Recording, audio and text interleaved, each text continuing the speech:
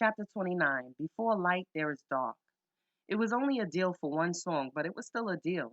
Rough House was a division of Columbia Records, one of the biggest music labels in the world, and I was on it. Now everybody would get to hear my music, and now it was time to tell Tashira something. I couldn't bear the thought of lying to her anymore. So one night I called her from a payphone and asked her to meet me outside right away.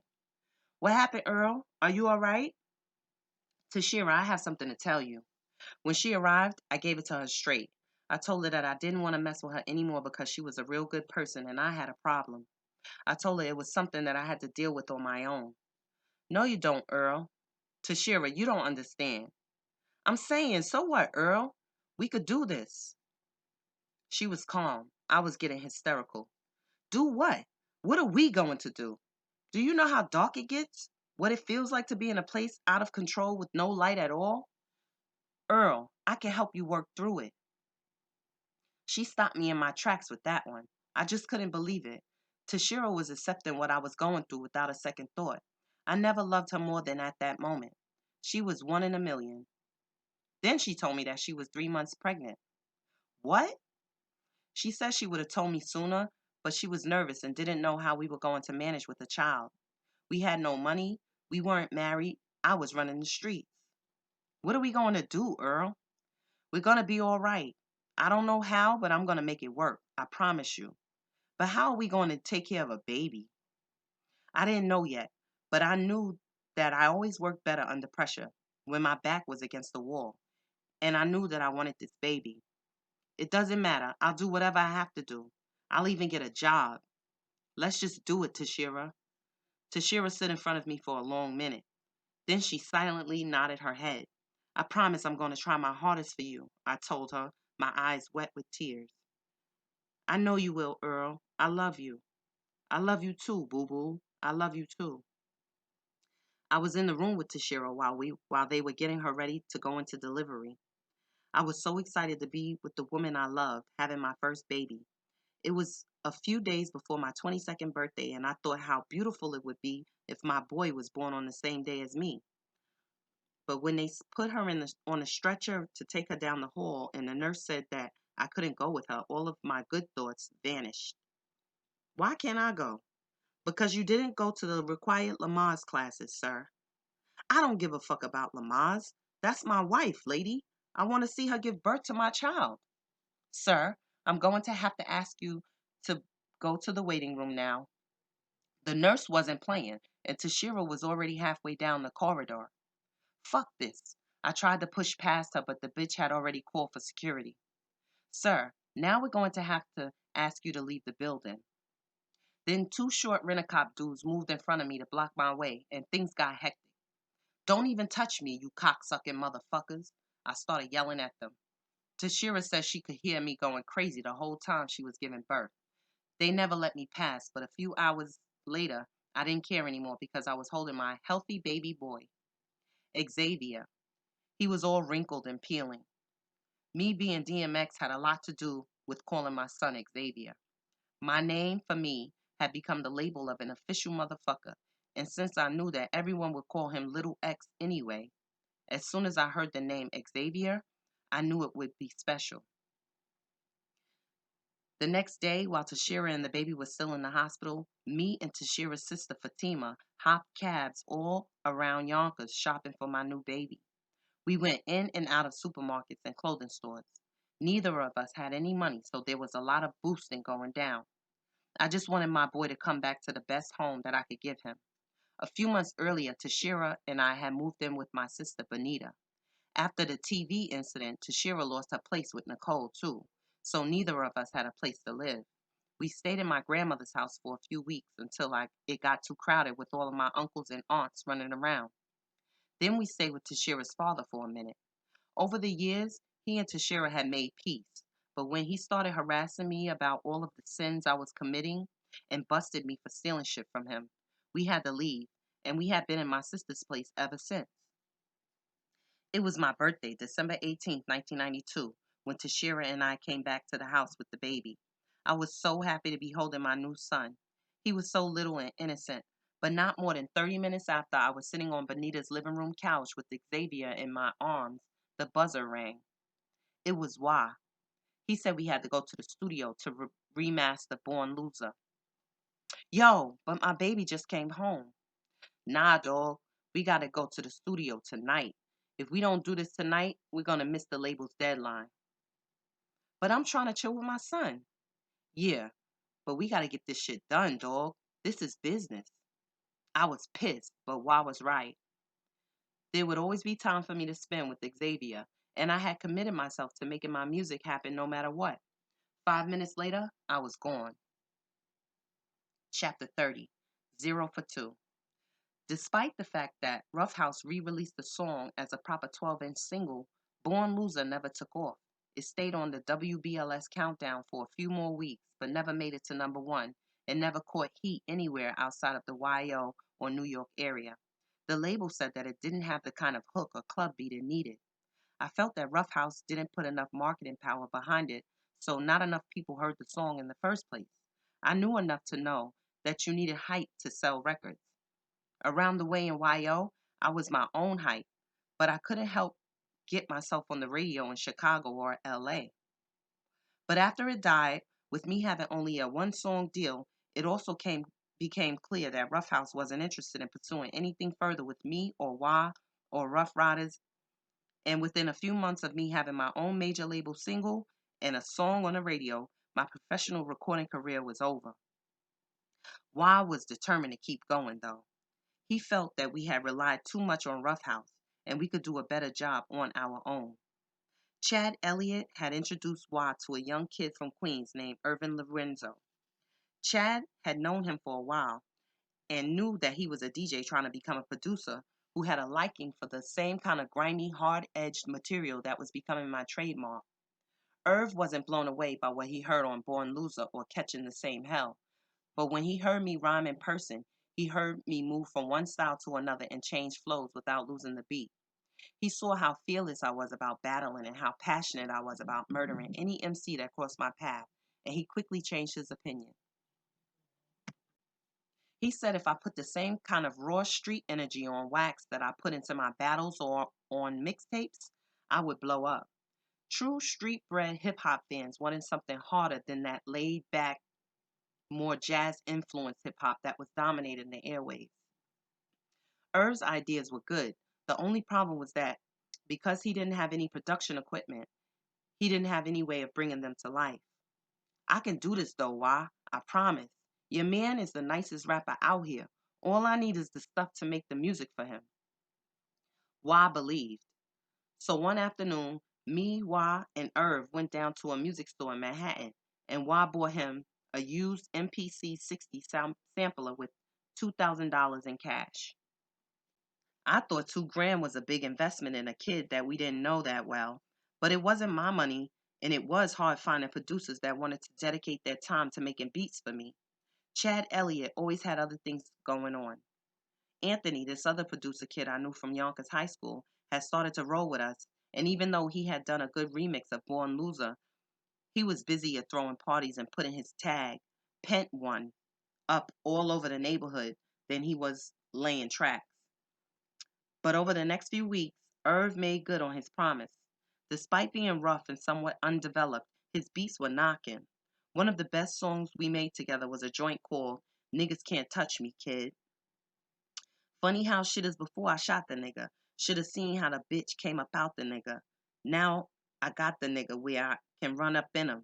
Made him say daddy before I put the gun up in him. One up in him. 2, 3 in the clip. Have his whole head looking like a busted lip. Why and I decided to make that my next single, so we pressed it up and made another batch of vinyl. Kason's boy, a DJ named Superior, had helped come up with the beat for the track. So he took the 12-inch to this record pool he was working with that most of the city's biggest DJs were a part of. We hoped that would take care of the clubs. Then one day, me and Wad decided to take a trip downtown to Hot 97, New York's biggest and most influential hip hop and R&B radio station. We didn't know anybody at Hot 97 and hadn't planned how we were going to get the box of vinyl singles that Wah had in his trunk to the right person. But we did know the door that all of the DJs on the station went in and out of, so we parked the truck right in front of there and just waited around. Within a few minutes, we saw Ed Lover. He hosted Hot's popular morning show with his partner, Dr. Dre. Yo, Ed, Y called out to him. Me and my man got this hot single for you. We wanted to give you a few copies for your show. Hold on a second, guys, he answered. He was leaving the building and had stopped to say goodbye to a few people. After he finished, he walked over to us. What you got, fellas? Niggas Can't Touch Me, Kid, by my man right here, DMX, Y told him. He's from Yonkers, baby. Y.O. Ed read the label and then handed the record back to Y. Okay, cool. So why don't you bring it by my office in the morning? Right now I'm on my way to this party. Y was irritated. Yo, Ed, come on, man. What? If it's good, I'll play it. I've heard your man before. Just drop it off for me tomorrow. Y was the aggressive type. He didn't even like to think someone was trying to play him out. I'm saying, Ed, why can't you just take one now? You said you're going to a party and we got the shit right here. You can play it, you could play our joint when you get there. Now Ed Lover was irritated. You know what? Y'all brothers are going to have to just come find me tomorrow. He turned and walked away. Y was pissed off. I thought he was going to chase Ed down and slap him in the back of the head. But before he could get the chance, I saw Wendy Williams walking out. Wendy was the biggest female personality on the station. She had a primetime time slot, and because of all of the Howard Stern-like gossiping she did about everybody in hip-hop, she was becoming one of the most known and most hated radio people on the East Coast. She had double parked, but now the car that was next to the curb had pulled off, so she was running to get her joint out of the middle of the street. All right, give me one, she told Y in a hurry. Wendy wasn't the best person to give Can't Touch Me Kid to. She wasn't Ed Lover or a mix show DJ like Red Alert or Funkmaster Flex, but at least she would hear it and hopefully talk about it. As soon as I watched her drive away, I felt like Y and I had accomplished something. Then I saw something that I couldn't believe. There, lying on the ground, was the record Y had just given her. That fucking bitch dropped my single on the street. I was crushed. Y couldn't even say anything. He just started walking back to the truck. I really thought Can't Touch Me Kid was going to blow. Years later, I considered that maybe it really was inconvenient for Ed Lover to carry a big record around in the club all night. And since she was rushing so fast, maybe there was a chance that Wendy could have accidentally dropped my joint. But then, standing there in that street, I just knew that both of them dissed me. I was 0 for 2 in this rap game, and that hurt for a long time. Chapter 31, Slipping, Falling. Compared to the School Street projects, there was more room on Ravine. While School Street was a self-contained set of high-rises, Ravine's buildings were only a few stories high, and they were spread out along 5 blocks. Ravine also ran parallel to the Hudson River, so through the trees you could see the water in New Jersey on the other side. You could watch the boats and barges pass by, and at least for a second take your mind off the struggles of the concrete. There was a small basketball court behind Building 55, down a set of block steps hidden by the trees. During the daytime, heads would bring 40s down there and play games of half court, but at night it was empty and the court became a great place for me to go and chill with Boomer, smoke a blunt, and not be seen. I could relax back there, behind the trees. Sometimes in the summer, it was a safe spot for me to sleep or spend the night because I could hear anybody coming from the top of the path, friend or foe. I wish I was down there, though, the day these 3 motherfuckers tried to kill me.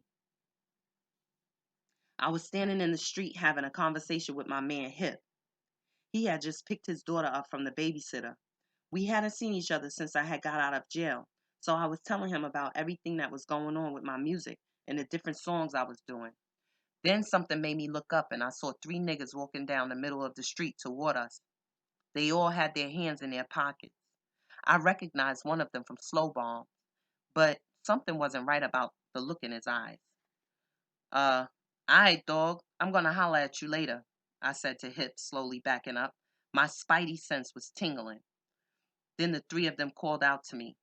Yo, don't run. Yeah, okay, motherfucker. As soon as I heard don't run, I was gone. I sprinted down that street as fast as I could, and right away they pulled burners out and started busting. They were shooting for real. At least 4 shots rang out behind me before I made it to the end of the block. I saw Hip dive between 2 parked cars to protect his daughter. Then 2 more shots whizzed past me by the time I hit the corner. Obviously, they weren't after him. Oh man, it's going down. What is it about this time? Around the corner, I ducked through a backyard fence and just kept running and running. They never caught me. I needed all of my track skills for that one. It didn't take me long to figure out what the deal was. Earlier that morning, I did a robbery with this young kid who was stupid enough to let me hold his gun. It was a pretty black 9mm, and when the driver we stuck only had $40 on him, the skies were dark, and I decided to sell the gun to get some more dough. Fuck that. The kid didn't know how to use it anyway. But of course it wasn't his piece in the first place. And so he told the gun's real owner that I had stolen it from him. Now the owner wanted me dead. If the owner was a real nigga though, he would have known that a nigga can only lose a gun. He can't get it stolen from him. But once a nigga shoots at you, there's no room for argument. I was just glad that my instinct didn't let me down. I saw those bastards about 100 yards away, just enough space for me to get going. I didn't realize then that this was the second time the Lord put his hand on my life. No, not this one. Maybe it was because of all the robbing and stealing I had always done, or the battles that I started and won with everyone everywhere I went. But over the years, I had begun to feel some negativity coming my way in YO. More and more, I started to catch people's hateful eyes. And now that I had put out 2 singles that flopped, the hood started to take note of the darkness in my life, and their judgments were no longer whispered. Soon, hateful eyes turned into hateful stares, and it was hard to stay unaffected. What I needed was support, but even the people who knew what I was going through didn't want to help me. You can't blame mommy for your problems, Earl. It isn't her fault that you do the things you do. Bonita never understood. But why can't you talk to her, sis? See, I knew you wouldn't have my back. You never gave a fuck about me. Don't blame me either, Earl. I didn't make you do all of your robbing and smoking and sticking up people for their stuff. But you want me to put up with your mess? It was 6 o'clock in the morning and my sister didn't want to open her door. No, Earl, I don't want that stuff around my kids. Come on, you fucking bitch. Open the door. The sky had been dark for days. This is my apartment, brother, and I've already given you everything that I'm going to give you. Why don't you come back when you get yourself together? You know what? Fuck you, Bonita. Yeah, that's all good, but I'm still your sister, and when you die, I'm not going to mourn you. I'm going to come to your funeral in a red dress. So much for that side of the family. That spring, Waz set up a show for me to do at Drexel College. I was excited because I hadn't performed in a while and I figured there would be a lot of people there because he told me it was the weekend of a big track tournament. I just had never heard of the school before. Where is Drexel? I asked him. Philadelphia. Everything happens for a reason. The last time I had seen my father was the last time he took me downtown with him to sell his paintings. That was almost 15 years ago. My grandmother had always wanted me to call him. She had the phone number in Philly where he lived with his wife and 3 kids and always wrote it on a piece of paper that she put in my pocket anytime she knew I was taking a trip. For years, I didn't pay her any mind, but this time she was going to get her wish. When me and Wad got to that hotel, the first thing I did was go to a payphone. Who is this? I asked as soon as I heard a voice on the other end. This is Joe. Yeah? Well, this is your son, motherfucker. There was a long pause. Oh, you want to talk to my father? What's up, Earl? It was my brother Joe. Here I was, taking out my anger on the wrong person. I felt like an asshole. But I hadn't seen my little brother in years, so after we talked for a minute, I told him to come by the hotel. I was standing in the middle of the lobby when my brother looked me in the face and walked right past me. He obviously didn't remember what I looked like. Joe, I called out to him before he passed me again and made the same mistake twice. Oh shit, Earl. You don't remember what I look like? Nah, I just didn't see you. Later, he did admit that he was looking for a guy closer to his more light-skinned complexion. Joe was a few years younger than me, and spending time with him, I realized that we had many of the same mannerisms. Among other things, I couldn't help but notice that when either of us started to seriously think about something, we had the habit of putting our hand to our face and chewing on the inside of our cheek. We had a good time together in Philly. That night, I taught my little brother how to smoke weed, and for the moment, I forgot about my father. Pass it back, man. What are you doing? I asked him when he was still holding on to the blunt after two or three pulls. Sorry. Later, he got scared when he couldn't stop choking. You're okay, Joe. Your lungs just got to get used to it, I reassured him. I was booked to open for this popular hip hop group called Das Effects. And even though that meant the performance would be full, I was more excited with the fact that that meant there would be probably there would probably be some good food backstage. After I ate up all the KFC that had been ordered for everyone, the promoter threatened to cancel my part of the show. But I didn't give a fuck. Das Effects was down with that bitch ass nigga K Solo. So fuck him. I was hungry. My show only went over okay though. I didn't get the same energy from the crowd that I was used to in New York or Westchester. And during one of my songs, a girl at the foot of the stage actually balled up this Born Loser poster that Y had been giving out to everyone and threw it at me while I was rhyming. She was drunk, trying to show off to her girlfriends, and the poster hit me in the back. I didn't stop rhyming, but in the middle of one of my next lines, I looked at her and threw a "saw you, bitch" remark real quick without missing a beat. She was embarrassed and her friends started laughing. She may not have known who DMX was when she came in, but I bet she knew who I was when she left. My brother had been watching the whole show from the side of the stage, and when I looked over, I could tell he liked that move. Later that night, though, Joe did me greasy. You know your father would love to talk to you, Earl, he said all out of the blue. Yeah? Well, I'm not in the mood for another reunion. But he really wants to see you. I don't want to see that nigga Joe. Damn, leave me alone. Well, he's right downstairs. Oh, man. I wanted to crack my brother's jaw open. He knew how long it had been. He knew that I wouldn't be able to resist this kind of opportunity. This was my father, the man I had wondered about my whole life. When I went downstairs a few minutes later, I wasn't prepared for what I saw. You? My father was standing in the lobby. He was wearing 4 different pairs of leg warmers. You? Red and white stripes, purple, green, and orange. All of them were different lengths. He also had on a pair of tan corduroy pants that were tucked inside the leg warmers with a tan corduroy jacket with elbow patches. And he had dreadlocks. Oh no, I don't think so. My father walked over to give me a hug. Hold on, let me think for a minute. I couldn't believe what I was seeing. This was the man I had wondered about my whole life? This was the man who took me downtown as a boy and made me feel special? The man who left my mom's for a white woman and skipped town? 4 different pairs of leg warmers? What's up, Earl? How are you doing? He had a deep voice and spoke with an accent that I didn't recognize coming from any part of Yonkers that I knew. Are you taking care of yourself? You got a lawyer? Those were his first words to me after all these years. Are you taking care of yourself?